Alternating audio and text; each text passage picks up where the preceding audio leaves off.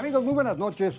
Hablar hoy de economía digital es referirse a una de las variables más tangibles de la revolución tecnológica que estamos viviendo. Las empresas, su interrelación con clientes y nuestra vida cotidiana, digamos que se ha transformado en una metamorfosis que no ha terminado. Almacenar nuestros datos en la nube es una realidad, pero el comercio digital, el sistema de pagos y el Internet de las cosas, pues obliga a las empresas a ser muy proactivas. Nadie puede quedarse cruzado de brazos frente a los crecientes fraudes cibernéticos que a diario afectan a los bancos, a los comercios e inclusive a las personas físicas. Y justo para platicar acerca de este actual tópico, esta noche nos acompaña Federico Casas Alatriste, director general de T-Systems, subsidiaria del grupo alemán Deutsche Telekom, el actor más influyente en TI en Europa y un viejo conocido en México con 23 años. Lo invito a que nos acompañe para platicar acerca de los desafíos en este terreno. Federico, muchas gracias por acompañarnos esta noche. Gracias, Alberto, por la invitación. Es un gusto estar contigo, como siempre. Bueno, pues hoy vamos a platicar de un tema muy interesante, ya lo escuchaba usted, la economía digital, el negocio del TI y pues todo esto que estamos viviendo, que es una revolución tecnológica que pues ya trasciende a nuestras vidas, la vida de las empresas, la vida del comercio, en fin, de todos, ¿verdad? Sí, fíjate que la verdad es que estamos viviendo, sobre todo para los de nuestra generación, un cambio de paradigma. Cuando nosotros éramos bastante más jóvenes, como que el paradigma, lo que buscábamos era, por ejemplo, tener un auto, tener después una casa, si nos iba muy bien, tener una casa de campo. Ajá.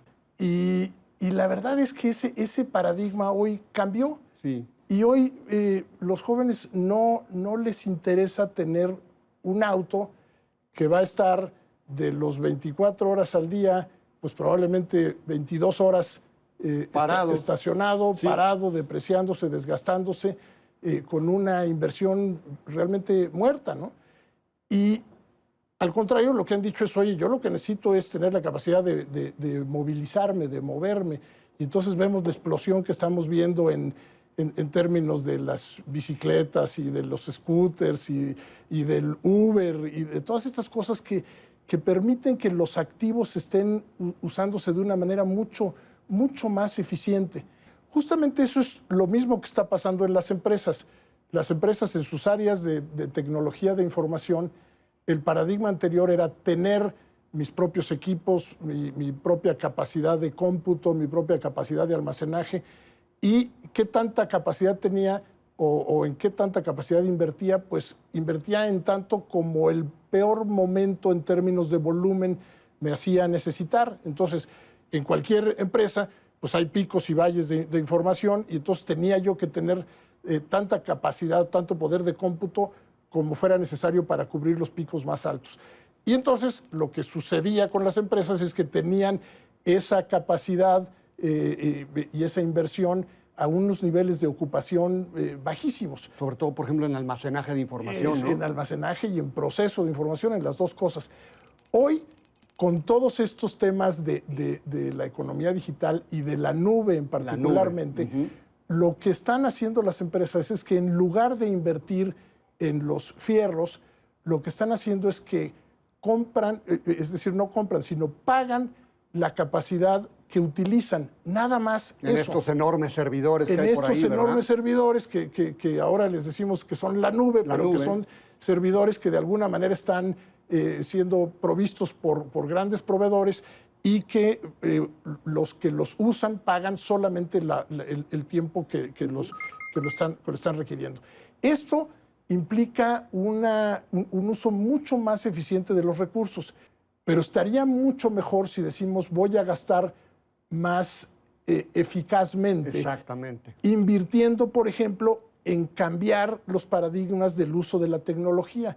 En lugar de hacer inversiones enormes para tener grandes centros de datos que están prácticamente desocupados todo el tiempo, subutilizados, mejor me muevo a un nuevo paradigma de nube. ¿Qué tan, digamos, a la vanguardia estamos en México en relación a la punta de lanza de los grandes países? Yo creo que en ese terreno también hay dos Méxicos.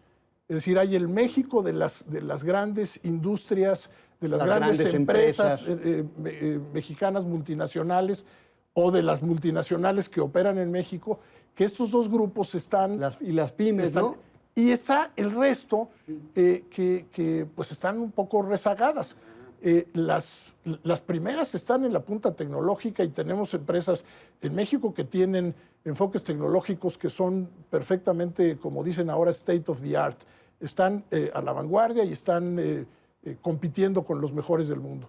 Pero creo que hay una enorme oportunidad de mejora en el grueso de las empresas que al entender este tipo de conceptos pueden empezar a cambiar la perspectiva que tienen respecto al invertir en la tecnología, que muchas veces lo ven como gastar en tecnología y entonces ante situaciones de incertidumbre, pues la primera reacción es bajemos el gasto.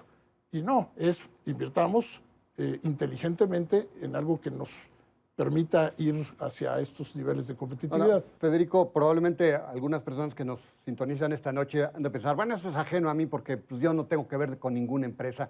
Pero la verdad lo que está sucediendo, esta revolución digital, pues nos atañe a todos, ¿verdad? Porque pues prácticamente ya en nuestra vida cotidiana, pues todos tenemos la obligación de estar actualizados en lo que es la economía digital, porque pues, a través de nuestro celular, pues prácticamente ya vamos a hacer muchas cosas, estamos haciendo muchas cosas, ¿verdad? Hoy, fíjate, retomando el tema de la inclusión, un factor determinante de la inclusión es la capacidad que tiene la persona de utilizar los medios tecnológicos novedosos para estar en contacto con el mundo.